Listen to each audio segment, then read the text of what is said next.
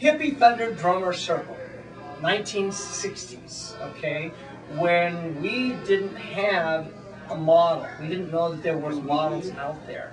We would get together and the drums drew us, the people who were naturally drawn to hitting things and making noise. Found out that we could do it together and make even better noise. Sometimes not so better noise, okay? And so, yes, Hippie Thunder Drummers.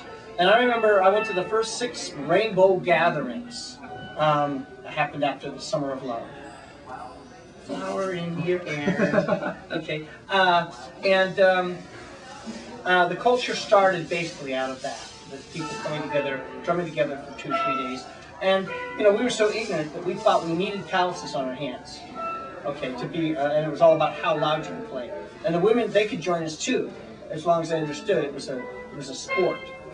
All right, and we've come a long way since then, but there's a certain element within that, what we now call free-form or anarchist drum circles, getting rid of the hippie or the word thunder, getting that out of that, but still, it's still the same thing.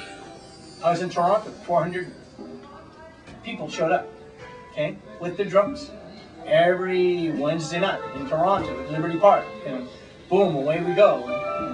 And it's crazy, and it's chaotic, and it's fantastic, and it's all exciting, and the rhythm will fall apart every 5 minutes. Okay, and it's like, sometimes the magic will be there, and we're all connected, and it feels like, yeah, man, yeah, we were just like arms of an octopus, man, that was cool. And then somebody starts masturbating on top of the rhythm, and showing off, and all of a sudden, boom, okay, it would fall apart. We would go into what we call rhythmical train wreck. Okay? I'm with Mickey Hart. We're doing this death and dying program with a bunch of doctors, that are hospice people, and a few people who are also on their way out in this circle. Okay?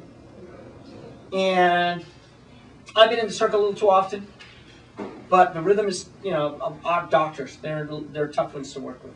Okay, the rhythm kept on, you know, collapsing, which means I have to get in and do something to reaffirm where the pulse is, and it was just like the energy was good, and didn't want to stop the rhythm, and then start it again, but it was a little shaky, and I needed something to mark the pulse. I could have gone in there one more time and gone, "You're doing great," you know, and just doing this, and that would have been marking the pulse for everybody, and they'd be locking on.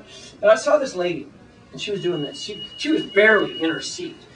Her butt was touching the seat about every 4th or 5th beat, I don't know. And she was just having a ball, right? And I could tell that she was a dancing drummer, not a drumming dancer. So I walked across the circle, reached down, right? And she knew exactly what I was doing, what I meant. And instead of grabbing my hand, she grabbed my arm, like this, and then I pulled her up, and she went up in the air, and when she landed, she was already in dance mode. I walked out of the circle, there was my facilitator. And everybody went, whoa, and there she is. And her story was, she fell off a log, crossing a ravine, fell into a dry creek bed on a rock that broke her back and put her in the hospital. The doctors told her she'd never dance again, and she was a dance teacher. This was her bliss. She was determined, okay? She couldn't move from here down, okay? So she started just playing rhythms with her fingers, and then she went and got a bongo. And she played bongos and started wiggling her toes with her bongos, and slowly but surely she could sit in a chair and play a drum. And the vibrations of the drum, she said, helped her move her legs as she was drumming. And then finally, she drummed herself out of bed.